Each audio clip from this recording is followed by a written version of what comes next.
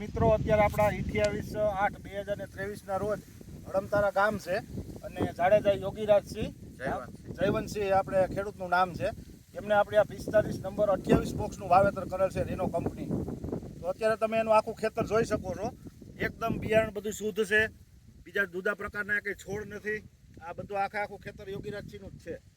અને અત્યારે મારા અંદાજ મુજબ લગભગ 70 થી 80 દિવસની મગફળી થઈ છે. અને અત્યારે આપણે ખેતર ઉપર જ ઊભા થઈ અને લાઈવ થોડાક છોડ આપણે લાગઠ ઉપાડશું તો દરેક ખેડૂત મિત્રોને ખ્યાલ આવે કે વેરાયટીનું પરફોર્મન્સ શું છે.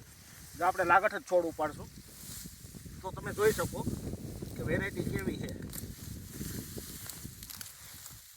આ લાગઠ જ ઉપાડી જો આ માલ.